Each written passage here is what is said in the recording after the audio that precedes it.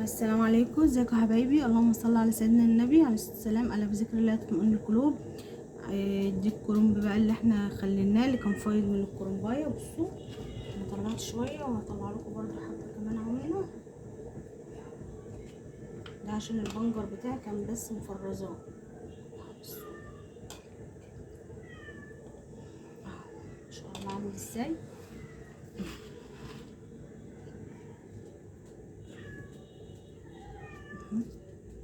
قلبه مش ماهر ازاي وماسك نفسه اهو.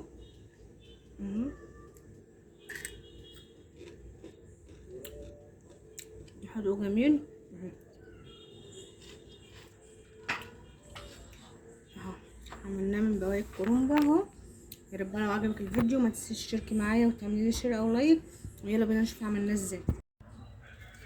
كنت عامله محشي، وده ورق كده كتير فاض مني، ده ورق كرنب كده اهو. حطيت هنا ميه وحطيت عليها نص بنجرايه اهي زي ما انتم شايفين، وفص كده من الثوم معايا، معلقتين من السكر. ده كده ملح خشن كده جايباه من عند العطار، دول ب5 جنيه، ولا ب5 جنيه ب10 على حسب بقى ما انت عايز. احط كده 1 2، ده ملح خشن.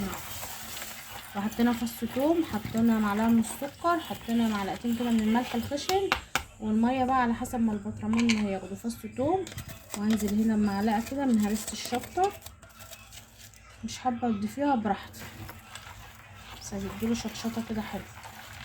ممكن تحط قرن فلفل حامي. مش هحط خل عشان ما يهرش الكرنب معايا.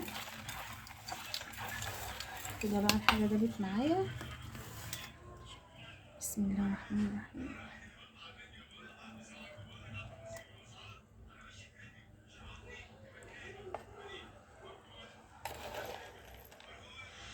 انا عايزه بس البنجر ينزل عشان يديله لون.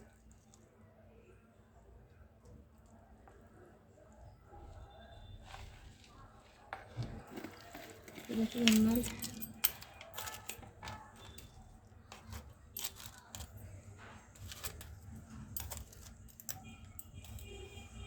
لسه عايز ميه معايا. انا كاتل كده واكمل البطرمان برضو.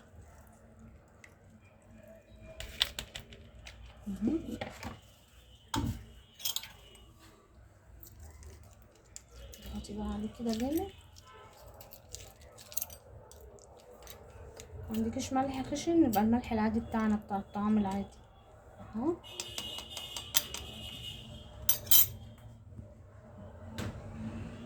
كده على وشه سقطه كده من الزيت، شويه بس كده، وهغطيه كده بكيس والغطا بتاعه، وهقلب البطرمان كده وارجه شويه واسيبه، وممكن يوم او 2 وناكل منه اهو. اسهل حاجه واسرع حاجه هي في التخليل. وهنزل لكم الفيديو بتاع مخلل الخيار برضو، هنزله مع ده. يبقى لو عجبك الفيديو ما تنسيش تشتركي معايا وتعملي لي شير او لايك.